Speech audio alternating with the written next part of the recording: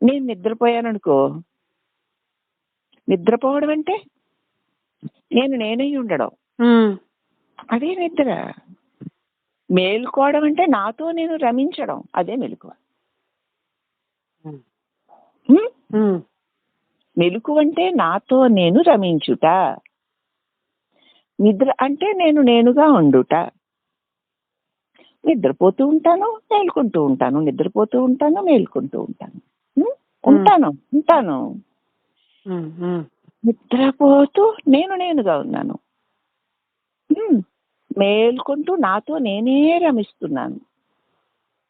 నాతో నేనే రమించడం అంటే ఏమిటి? నేనే కాదు, ఈ జగత్తులో ప్రతి జీవుడు తనతో తానే రమిస్తున్నాడు. పాపం వాడికి తెలియదు. ఎందుకంటే ఆయా జీవులకి ఏ ఏ అనుభవాలు కలుగుతూ ఉన్నా అవి బాహ్యంగా ఉన్న వాట్ల వల్ల కలుగుతున్నది అనుకుంటున్నారే గాని వాళ్ళు వాటి నుంచి పొందే సుఖ దుఃఖాలు తమలో తామే అనుభవిస్తున్నారు. తమయందు తామే రమిస్తున్నారు. తమ కష్టంతో రమిస్తున్నారు, సుఖభావంతో సుఖంతో రమిస్తున్నారు కదా. అంటే ఎవరైనా తనలతో ఏదైనా బాహ్యంగా ఉన్నవి అనుకుంటే ఆ బాహ్యంగా ఉన్న వాటి నుంచి వస్తున్న వాటిని తమలో తామే రమించాలి. అవును.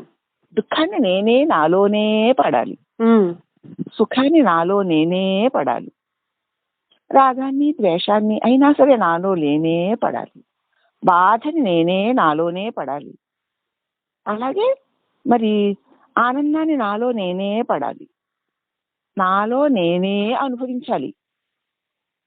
నాలో నేనే బాధగా ఉన్నాననుకోని రమిస్తున్నాను, నాలో నేనే ఆనందంగా ఉన్నానని రమిస్తున్నాను, నాలో నేనే జ్ఞానంగా ఉన్నానని రమిస్తున్నాను, నాలో నేనే దుఃఖంగా ఉన్నానని రమిస్తున్నాను, నాలో నేనే పుట్టాను అనుకుంటూ రమిస్తున్నాను, నాలో నేనే చచ్చిపోతాను అంటూ దుఃఖిస్తున్నాను. ఈ సుఖ దుఃఖాది రాగద్వేషాది భోగ భాగ్యాది అనుభవాలన్నీ నా లోపలే నేనే అనుభవిస్తున్నాను. ఆ అనుభవించడమే రమించడం. ప్రతి ప్రాణి ప్రతి అనుభవాన్ని తనలో తానే అనుభవిస్తూ తన్ను తానే అనేకంగా అనుకుంటూ రమిస్తూ ఉంటాడంతే. వాడికి తెలిసినా తెలియకపోయినా జరుగుతున్నది అదే, తనలోనే జరుగుతోంది వాడికి. బయట వాట్ల వల్ల తనకు వస్తుంది అనుకుంటున్నాడు. అనుకున్న అనుభవం తనలోనే ఉంది. తనలోనే తానే అనుకొని ఏదనుకుంటాడో ఆ రకంగా అనుభవిస్తూ రమిస్తూ ఉంటాడు. దుఃఖంతోటైనా తను తానే దుఃఖిని రమిస్తూ ఉంటాడు. కూడి అనుభవించడం. సుఖంతోనైనా తను తానే ఆ భావనతో కూడి తన లోపలే అనుభవించాలి. తనలోనే తానే అనేక రకాలుగా అనుభవిస్తూ తాను అనుభవించే తన్ను ఆ అనుభవింపబడేది అనుకుంటున్నాడు. అలా అనుకోవడం అజ్ఞానం. అయితే ఈ అనుభవించే నేనెవరు? ఆ నేనే లేకపోతే దుఃఖం ఎవరికి? నాకే. ఎక్కడ? నాలోనే. నా దుఃఖం నాలోనేనా నీలోనా? నాలోనే. నా సుఖం నాలోనే. మరి నా యోగం నాలోనే, నా జ్ఞానం నాలోనే అంతా జరుగుతుంది. లోపలే జరుగుతుంది. ప్రతి ప్రాణి, చీమకి, కుక్కకి, నక్కకి, ఎవరికైనా తనలోనే జరుగుతుంది, తనకే జరుగుతుంది. తానే వీటన్నిటిని తనలోనే తానే భావించుకుంటూ రమించుకుంటున్నాడు. అయితే తనలోనే తన వల్లనే ఇది అంతా తనలోనే జరుగుతుంది. తెలియక బయట ఏదో ఉందనుకొని దానివల్ల దీనివల్ల అనుకొని దానికోసం అతడు వెంపర్లాడడం అజ్ఞానం. అయితే సద్గురు బోధ వల్ల అంతా నాలోనే, నాకు సుఖ అనుభవం నాలోనే నాకే, దుఃఖ అనుభవం నాలోనే నాకే. దుఃఖ భావన కలిగేసరికి దుఃఖ అనుభవం అనుభవిస్తుంది నేనే. అదే సత్యమైతే ఉండాలి, ఉండడం లేదు. మళ్ళీ కాసేపటికి సుఖ అనుభవం నాలోనే. ఆ అనుభవం నాకే కలుగుతుంది. నేను లేకపోతే ఏదీ లేదు. ఏది జరిగినా ఎలా జరిగినా నాలోనే నాకే నన్ను నేనే అనేకమన్నట్లు భావన చేసుకొని నాలో నేనే రమిస్తున్నాను తల్లి. ఆ, ఈ రమిస్తున్న కాలమంతా మెలకువ. రమించినప్పుడు ఇక నేను ఆనందమై ఉన్నాను. నేను నేనుగా ఉన్నాను, నిదురిస్తున్నాను అంటారు దాన్ని. నేను నాలోనే నేనే రమిస్తూ ఎరుకుతో ఉన్నాను, దాన్ని మెలకు అంటారు. నన్ను నేనే నాలోనే అనేకముగా భావించుకుంటూ ఉండడాన్ని మెలకు అంటారమ్మా. నేనే ఇలా భావించుకుంటూ ఉంటానమాట. ఎవ్వరూ లేరక్కడ, నేనే.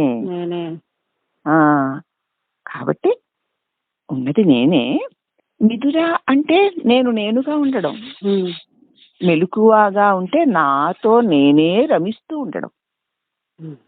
అయితే జ్ఞానం కలిగినప్పుడు తనతో తానే రమిస్తూ ఉండడం అంటే నేను ఏదై ఉన్నానో అది మెలకువగా ఉన్నప్పుడు దాంతోటే కూడి ఉండడం.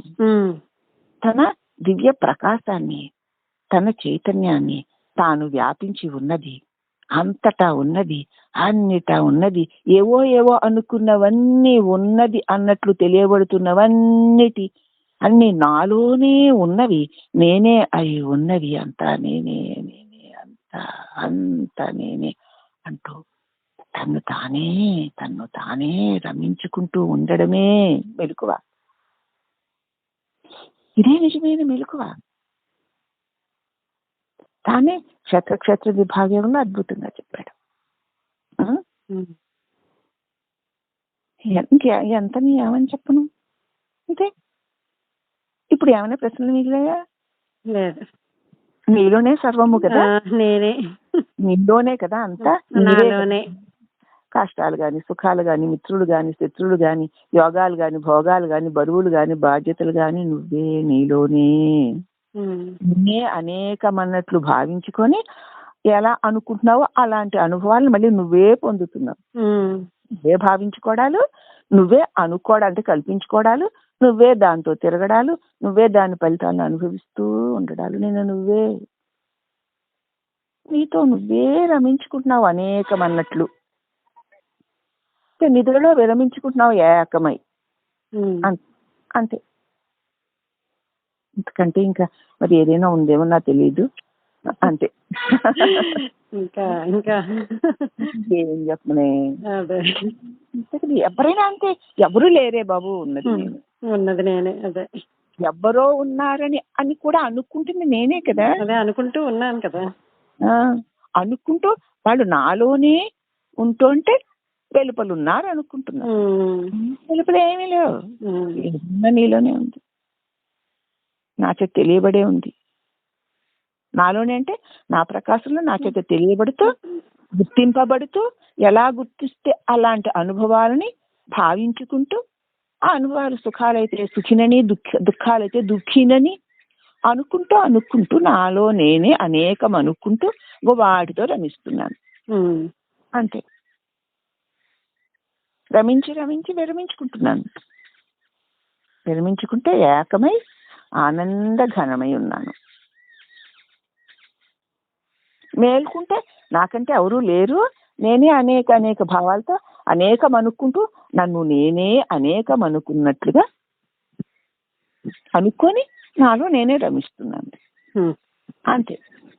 దానికి చెప్పారు కదా, ఒంటే ముళ్ళ కొమ్మ తిని పళ్ళకి గుచ్చుకోగా రక్తం కారుతుంటే ఆ రక్తము ముళ్ళ కొమ్మలోంచి వస్తుందని ఆనందంగా తన నుంచి వస్తున్న రక్తాన్ని ముళ్ళ కొమ్మ వల్ల వచ్చింది అనుకోని అనుభవిస్తుంది. ఇదిగో అలాగే ఉంది నాలోనే. ఆ నామరూపాలు నాకంటే వేరనుకొని దాన్ని నేను అనుభవిస్తున్నాను అనుకొని వాటి వల్ల వస్తున్నాయి అనుకుంటూ తన రక్తాన్ని తాను తాగి ఆనందించిన ఒంటి వలే నన్ను నేనే అనేకం అనుకుని భావించుకుని దానివల్ల వస్తున్న కష్ట సుఖాల యందు కష్టిని, సుఖిని, భోగిని, యోగిని అనుకుంటూ నాలో నేనే అనేకం అనుకుని రమిస్తున్నాను, అంతే. అడగా తల్లి. ఆత్మస్వరూపం అయితే, మనసు అర్థమైతే దేహము గోడ, అవునా? అవునంట. మనం గోడ తెల్లగా కనిపిస్తుంటే గోడ వెలుగుతోంది అనుకుంటాం. ఉమ్. గోడకి వెలుగు ఎక్కడదని చూడం కదా. అవునక్క. పట్టి చూస్తే అది ఏమైందనమాట, అక్కడ అద్దం ఉంది, లేకపోతే గోడకి రిఫ్లెక్ట్ చేసుకునే శక్తి లేదు. ఉమ్. అద్దం మీద పడిన కిరణం గోడ మీదకి వెళ్ళింది, ప్రతిఫలించింది. ఉమ్. గోడ మెరుస్తుంది, తెల్లటి గోడ ఉండడం వల్ల ఉమ్. మెరుస్తుంది. అదే రకంగా ఆహా గోడ, ఈ వెలుగు గోడది కాదు అద్దానిది అనుకున్నావు. ఉమ్. అద్దమే వెలుగుతుందా మరి? వెలగదు, దాని మీద కాంతి పడాలి. వెనక్కి తిరిగి చూసి ఈ అద్దం దేని వల్ల వెలుగుతోంది అని చూసే సూర్యుడు. ఉమ్. సూర్యప్రకాశం అద్దం మీద పడి రిఫ్లెక్ట్ అయితే ఆ రిఫ్లెక్ట్ అయిన ప్రకాశం గోడ మీద పడి గోడ తెల్లగా మెరుస్తుంది. ఉమ్.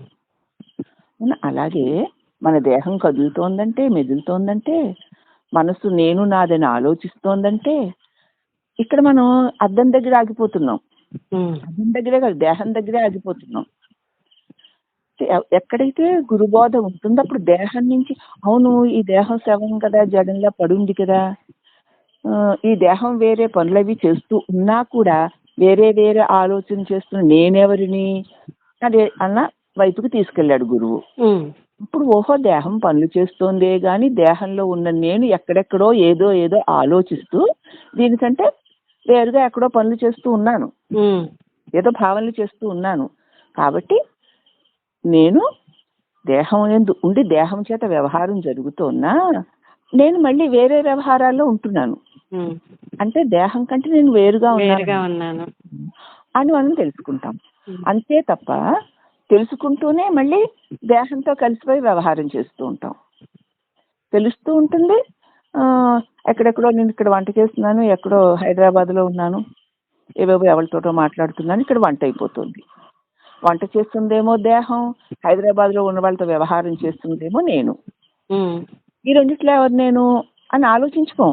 మళ్ళీ ఎప్పుడైతే అక్కడ హైదరాబాద్లో ఉన్న వాళ్ళతో ఉన్న వ్యవహారం అయిపోయిందో ఇప్పుడు మళ్ళీ వెంటనే ఇక్కడ ఏదో కత్తిపేట తెగడం వల్ల మరి మూకుడు కాలడం వల్ల సుడుము అనేసరికి మళ్ళీ దేహం మీదకి లేకపోతే ఎవరో పిలిచినప్పుడు మళ్ళీ దేహంలోకి వచ్చేస్తావు. వచ్చేసి మళ్ళీ దేహం నేను ఎక్కడ నువ్వు ఉంటే అది నువ్వుగా ఉంటావు. దేహంతో కూడి ఉన్నప్పుడు దేహం నువ్వుగా ఉంటావు. ఎక్కడ ఏ భావనతో కూడి ఉంటే అది నువ్వుగా ఉంటావు, అక్కడ ఉన్నవాడిగా నువ్వు ఉంటావు. అవునా? మరి ఇక్కడ దేహం నువ్వైతే ఈ వ్యవహారాలన్నీ ఇక్కడ దేహం చేస్తుంటే నువ్వు మళ్ళీ ఎక్కడో హైదరాబాద్లోనో అమెరికాలోనో ఉన్న వారితో వ్యవహరిస్తున్న వాడెవడు? అంటే నేనున్న భావన ఎక్కడ ఉంటే అది తానుగా ఉంటాడనమాట. అవునా? మరి అది తానుగా ఉన్నప్పుడు ఈ నేను అనుకున్న ఈ ఏమైనట్టు? అప్పుడు ఏమైనా మేను స్పృహ ఉందా? లేదు. అయినా ఇక్కడ వ్యవహారం జరిగిపోతుంది కదా. కాబట్టి నువ్వు నేనని మేనుని పట్టుకు వేళ్లాడకపోయినా దానికి ఏ పనికి వచ్చిందో ఆ పని అయిపోతూ ఉంటుంది. ఒక్కసారి దానికి అలా సంకేతం ఇస్తే చాలు, మళ్ళీ నువ్వు వేరే చోట విహరించవచ్చు. ఎక్కడ విహరిస్తూ ఉంటావో అక్కడ నువ్వు నేనుగా ఉంటావు. కానీ అక్కడ నువ్వు నేనుగా ఉంటున్నావు, కానీ నేనన్న భావనతో అక్కడ రాధనే ఉన్నాను అనుకుంటున్నావు. అవునా? రాధనైన నేనున్నాను అనుకుంటున్నావు. అక్కడ రాధనైన నువ్వున్నావు కాబట్టి దాని అక్క అయినటువంటి దాని ఇంటికి వెళ్ళావు, దాని శరీరానికి సంబంధించిన దాని దగ్గరికి. నీకు తెలియని వాళ్ళ ఇంటికి వెళ్ళావు కదా హైదరాబాద్. కాబట్టి దేహం నేనన్న భావనతో ఉండడం చేత దేహ సంబంధీకునితో కూడినటువంటి సంబంధమే నువ్వు ఎక్కడికి వెళ్ళినా నీకు ఉంటుంది. అక్కడ నువ్వు రాధవు కావు, నేనువి అయినా రాధగా ఉన్నావు. అంటే అంత దట్టంగా దేహాన్ని ఇక్కడ నువ్వు వదిలి వేరే చోట ఉన్న దేహం అప్పన్న పిల్లలా ఉంటే నేను హైదరాబాద్లో ఎలా ఉన్నాను అని ఆలోచించుకుంటావా? దేహమే నేనైతే మరి దీన్ని కూడా రిజర్వేషన్లు అవి చేయించుకుని రాత్రి అంతా పడుకోబెట్టి అక్కడ తీసుకెళ్ళాలి కదా. అలా తీసుకెళ్లకుండానే నేను అక్కడ ఉన్నాను కదా అన్న అనుభవంతో చూసుకోమని గురుదేవుడు నేర్పుతాడు. చేత దేహం నువ్వు కాదు, దేహం ఇక్కడ దీని పనులు చేసుకుంటూ ఉన్నా దేహమున కంటే అతీతముగా ఉన్న నేను సరే నేను ఏ శరీరంతో నేను అనుకుంటున్నావో ఆ నేనుగా మరొక శరీరముతోటి కమ్యూనికేషన్ చేస్తుంది. అప్పుడు మరి ఏ నేను నువ్వు?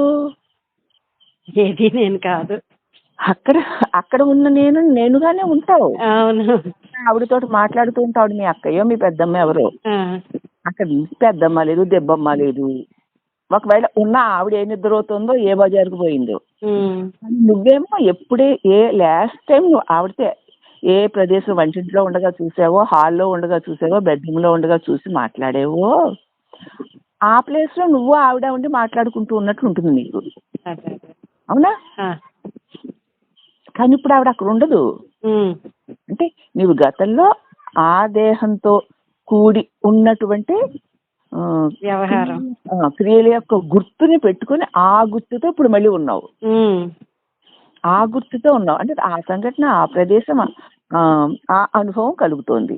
ఉమ్, కానీ పట్టి చూస్తే ఇక్కడ ఈ శరీరం వేరే పనిదో వంటిల్లు తుడుస్తూనో, కడుగుతూనో, కూర కోస్తూనో ఇక్కడుంది. ఉమ్, మరి ఈ రెండిట్లో నువ్వెవరివి అని ఎప్పుడు మనం ఆలోచించుకో.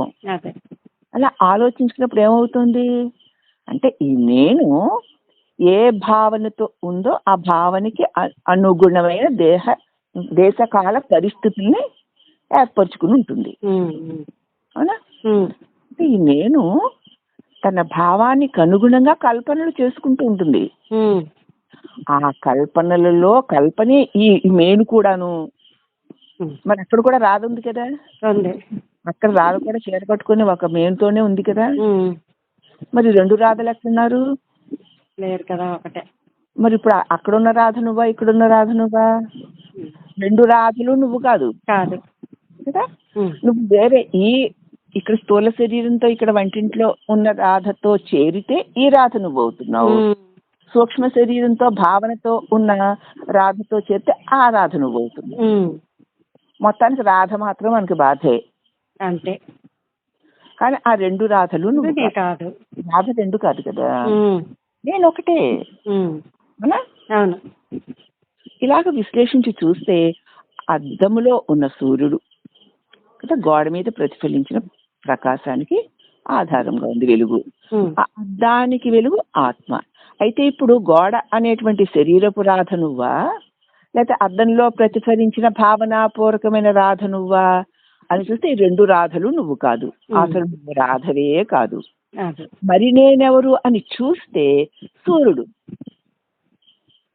ఈ రెండిటికి ఆధారంగా ఉన్న సూర్యుడు కనపడతాడు. ఉమ్, ఆ సూర్యుడెవడు అంటే జ్ఞానము, కేవలము ప్రకాశము, కేవలము నేనన్న భావనే లేని ఆ శుద్ధ జ్ఞానం. శుద్ధ జ్ఞానము. అది స్వరూపం. అది స్వరూపం. ఉమ్, ఉం? ఉమ్, ఆ స్వరూపంలో నువ్వు నిలిచి ఉండు. ఉమ్, అప్పుడు నీకు తెలుస్తుంది నీ నుంచే, సూర్యుని నుంచే ఒక వెలుగు కిరణము అద్దం ఉంది గనక రిఫ్లెక్షన్ వచ్చి అది గోడ మీద పడింది. ఉమ్, అప్పుడు ఆ సూర్యుడు మూడైనట్లుంది. ఉమ్, అలాగే చిన్మయ స్వరూపమైన నీ నుంచే ఈ దేహము దీని అంతఃకరణము ఉన్నాయి గనక అక్కడ అద్దం మీద పడినట్టు ఇక్కడ అంతఃకరణం మీద పడింది. ఉమ్, నీ ఆ చిన్మయ స్వరూపం యొక్క ప్రకాశం ప్రకాశం పడింది. పడేసరికి దానికి ఒక కదలిక వచ్చింది, వెలుగు. కరణకి ఒక వెలుగు, ఒక తెలివి వచ్చింది. ఉమ్, ఆ తెలివి వెంటనే గోడ మీదకి రిఫ్లెక్ట్ అయినట్టు దేహం మీదకి రిఫ్లెక్ట్ అయింది. ఉమ్, అప్పుడు దేహానికి కూడా చైతన్యం వచ్చింది, గోడకి వెలుగు వచ్చినట్టు. ఇప్పుడు గోడ వెలుగు అద్దంలో ఉన్నట్టు ప్రకాశమైనట్లు అద్దం యొక్క వెలుగు మరి ఆత్మ ప్రకాశమే అయినట్లు, అలాగే ఆత్మ యొక్క ప్రకాశమే అంతఃకరణకి ప్రకాశాన్ని ఇస్తే అంతఃకరణ ప్రకాశము రిఫ్లెక్ట్ అయి శరీరానికి ప్రకాశాన్ని ఇస్తుంది తప్ప ఆత్మ ప్రకాశం లేకపోతే అంతఃకరణకి ప్రకాశము లేదు, దేహానికి ప్రకాశం లేదు. అది రెండో జడాలే. అంటే నేనన్న తలంపు లేదు, తలంపు వల్ల రాధ అనేవాడి దేహము లేదు. ఉన్నది శుద్ధ ప్రకాశమే. ఇది నీ నిజ స్వరూపం. అవునా? అంటే ఏసైవ స్ఫురణం సదాత్మకం అసత్కల్పార్థకం భాసతే. అలాగే నానా ఛిద్ర ఘటోదర స్థిత. సరేనా మనకి ఐదోదంతా వాద వివాదాలతో దేహం ప్రాణం అపీంద్రియ అని చెప్పి అలా చెప్పబడింది అనమాట. ముఖ్యంగా మనం మన బోధ, అది కూడా బోధలోదే అయినా ఇవి రెండూ మాత్రం విశ్లేషించి చూసుకుంటే విచారణ శ్లోకాలు ఇవి రెండు.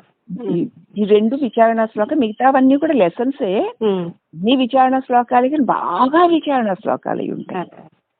ఎస్ఐ ఈశ్వరుడు మరీను తత్వమసి అది నీవు అని అంచేత దక్షిణామూర్తి స్తోత్రం అని చెప్పబడిందే గాని అది స్వరూప స్తోత్రమే.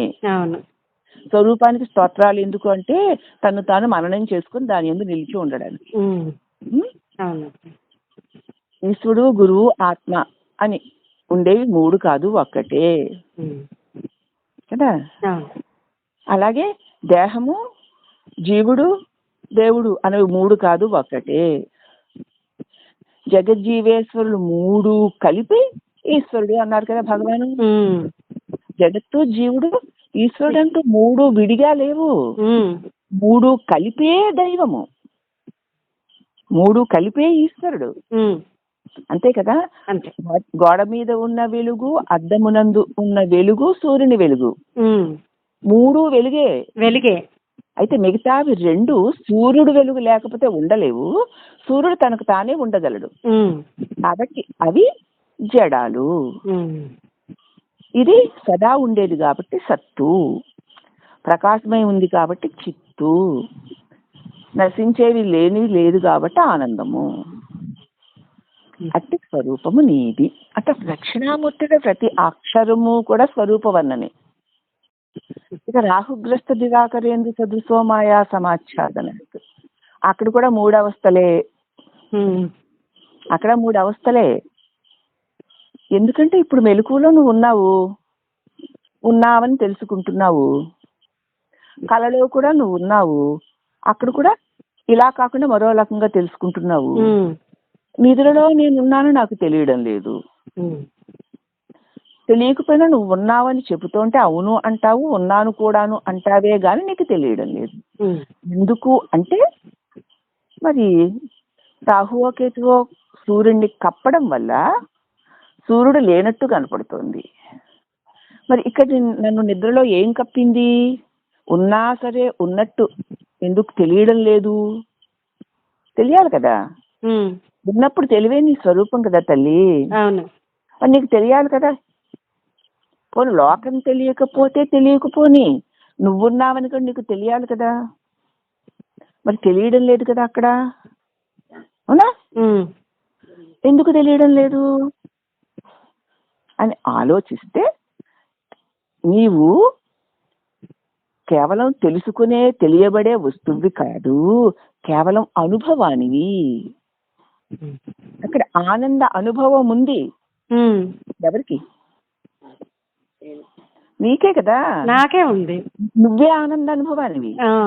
నీ అనుభవాన్ని నువ్వు ఆనందంగా ఉన్నాను అని అనవలసిన అవసరం లేకుండా ఉన్నాను. అయితే దానిని చెప్పాలి గనక మెలకువలో దేహము, ఇంద్రియముల ద్వారా చెబుతున్నావు. చెబితేనే ఉన్నాను అనుకుంటున్నావు, వేరే ముఖమా? కాదు, చెప్పకపోయినా ఉన్నాను. అలానే నువ్వు తెలుసుకోక్కర్లేదు, నువ్వు ఉన్నావని నువ్వు తెలుసుకోవాలా, వెతుక్కోవాలా? అక్కర్లేదు. వెతుక్కోక్కర్లేకుండానే ఉన్నావు, చెప్పక్కర్లేకుండానే ఉన్నావు, చెప్పకపోయినా ఉన్నావు ఆనందమై.